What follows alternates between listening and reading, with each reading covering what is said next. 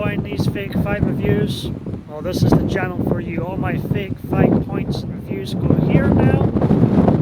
Judgment Day is upon us. More ways than one, it seems. WWE Judgment Day 2004 took place on May 16th at the Staples Center.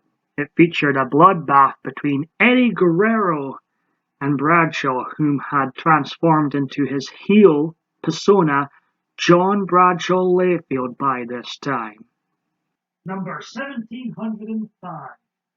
I watched Rush Hour 2 last night, 6.3 out of 10.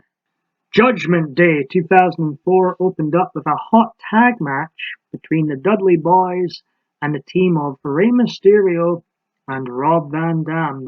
These two really gelled well together, and it was one of the best opening tag matches I've seen at one of these non-Big Four pay-per-views. The second match of the night was between Torrie Wilson and Dawn Marie. Looking back at their feud, I would say it looked like a very underrated feud they had going on. Once the bell rang, not so great, but their wrestling matches didn't last too long, which I'm a fan of wrestling matches not lasting too long unless it's between two absolute elite workers in the ring. Wrestling matches can be a bit boring if they go on too long, and these type of matches were kind of straight to the point usually, and looking back, like I say, their feud looked really good. The third match of the night was the in-ring debut of a character named Mordecai. Remember him? He didn't last very long. He was originally supposed to go on to face The Undertaker at WrestleMania 21 in the same arena as Judgment Day 2004, the Staples Center, but in real life he got involved in a bar brawl and was soon, deported out of the WWE, so to speak. But he would come back years later, the guy Kevin, that's his real first name, as Kevin Thorne in WWE's watered-down version of EC. I'm getting really off track here. Mordecai had his first in-ring debut here against Scott Taylor, Scotty 2 Hottie, who was 4 years past his peak here, but he played the part well of putting Mordecai over. He had the face of fear in him.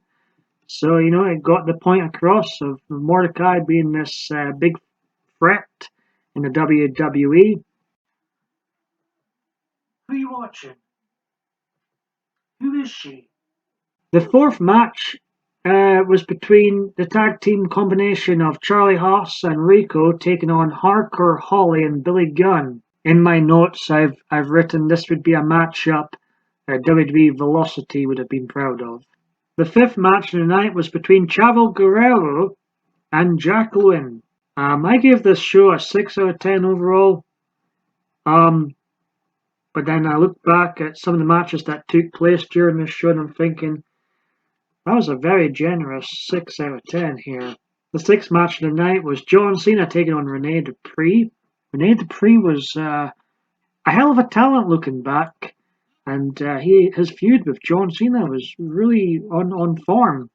The Undertaker, whom was noted as a special attraction by this point, and this was a special appearance from The Undertaker, who would go on to make several hundred special appearances in 2004, so I guess they changed their mind about how often they would use The Undertaker, but he had a match with Booker T here. Their build-up was fun and good and memorable, with the hand coming up from the grave.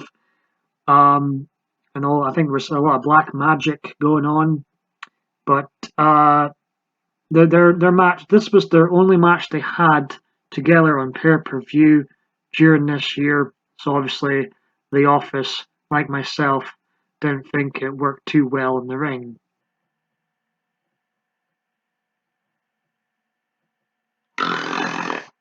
Main event time, and like I said at the start of this video, it was a bloodbath. It was a very bloody affair between John Bradshaw Layfield and Eddie Guerrero for the WWE title. Eddie Guerrero retains the title here. He was disqualified in this match, JBL getting the win. They would go on to have a rematch at the Great American Bash. But this was It was hard to watch at times towards the end.